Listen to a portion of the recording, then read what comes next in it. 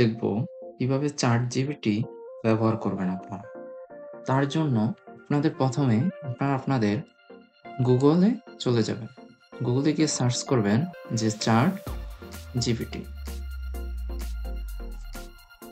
ChatGPT search করার পর একটু লোডিং নিবে। লোডিং নেওয়ার পর এখানে আপনাদের ১ম এ Gmail অ্যাকাউন্ট এখানে এড করতে হবে। আমার এখানে Gmail অ্যাকাউন্ট এড আছে, এজন্য এটা আর আপনাদের দেখালাম না। আপনারা এখানে আপনাদের নিজেদের Gmail অ্যাকাউন্ট এড করে খুব সহজে ChatGPT ব্যবহার করতে পারেন। দেখুন আমি কিভাবে ChatGPT ব্যবহার করছি। এখানে একটি সার্চ বক্স আছে, মেসেজ ChatGPT। এখানে আমি কি জানতে চাই? এটা হচ্ছে একটি রোবোটিক্স তথ্য ভান্ডার। এখন এখান থেকে যেকোনো তথ্য আমি এখানে সার্চ বক্সে সার্চ দেওয়ার সাথে সাথে চলে আসবে। এখন আমি মনে করেন যে সোশ্যাল মিডিয়া সম্পর্কে ৫টা টিপস জানতে চাই, সেগুলো এখানে চলে আসবে। Social media 5 tips. টিপস। দেখুন এই যে আমার কাছে কিন্তু ৫টা টিপস অলরেডি চলে এসেছে।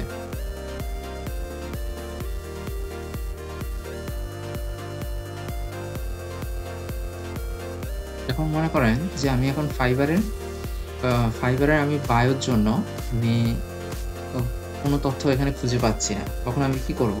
তখন আমি এখান থেকে সার্চ দিব যে আমি যেই রিলেটেড কাজ করি, মনে করেন আমি ডিজিটাল মার্কেটিং বা YouTube মার্কেটিং রিলেটেড কাজ করি, তাহলে আমি লিখে সার্চ দিতে পারি YouTube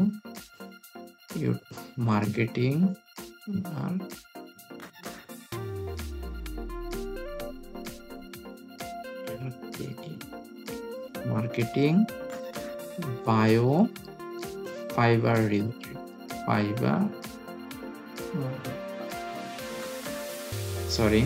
YouTube marketing related bio, ঠিক আছে, রিলেটেড বায়ো ফাইবার।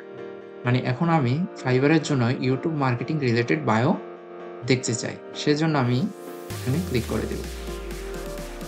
দেখুন এটা একটা কিন্তু AI রোবোটিক্স টুল। এটার মাধ্যমে কিন্তু এই যে দেখুন আমি কিন্তু অলরেডি ফাইবার রিলেটেড বায়ো এখানে পেয়ে যাচ্ছি। তারপর আমি এখান থেকে ইচ্ছা করলে এগুলোকে কপি করে কাস্টমাইজ করে ফাইবারে বসিয়ে দিতে পারি। ঠিক এই একই পদ্ধতি অনুসরণ করে আপনারা আপনাদের ফাইবার বলুন, আপওয়ার্ক বলুন এবং যেকোনো মার্কেট প্লেস বা যেকোনো তথ্য জানার জন্য আপনারা এভাবে ChatGPT ব্যবহার করতে পারেন। আমার ভিডিওটি ভালো লাগলে ভিডিওটি লাইক এবং সাবস্ক্রাইব দিয়ে পাশে থাকবেন। ধন্যবাদ।